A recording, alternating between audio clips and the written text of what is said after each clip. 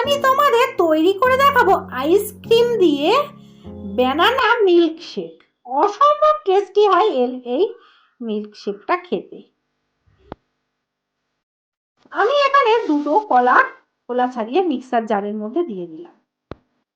4 চামচ আমুল দুধ গুলে রেখে দিয়েছিলাম ফ্রিজে। সেই দুধটা আমি অল্প একটু প্রথমে দিলাম।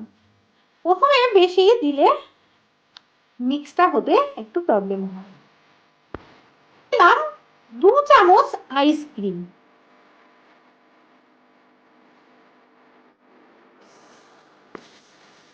চিনি ইউজ করিনি, তোমরা চাইলে করতে পারো যারা মিষ্টি ভালোবাসে। এবার আমি এটাকে মিক্স করে নেব। আমি এটাকে 4-5 মিনিট ধরে মিক্স করে নিলাম। এবার বাদ বাকি যে দুধটা ছিল সেটা আমি দিয়ে দিলাম। দিয়ে এটাকে আমি আবার মিক্স করলাম। তৈরি হয়ে গেছে আইসক্রিম দিয়ে ব্যানানা মিল্কশেক।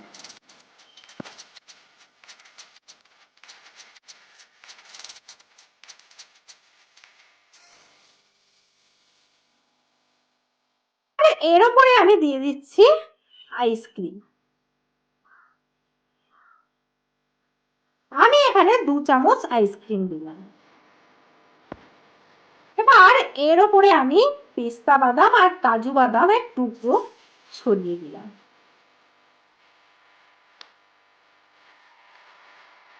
এবার এটাকে আমি 1 ঘন্টা ফ্রিজে রেখে দেব, তারপর সার্ভ করব।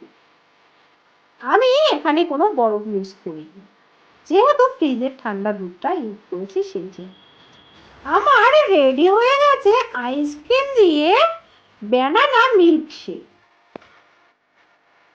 তোমাদের ভিডিওটি ভালো লাগলে অবশ্যই লাইক ও শেয়ার করো, আর নিচে সাবস্ক্রাইব করে দাও, আর পাশের বেল আইকনটিতে ক্লিক করে দাও। কমেন্ট বক্সে লিখে জানাও তোমাদের মতামত।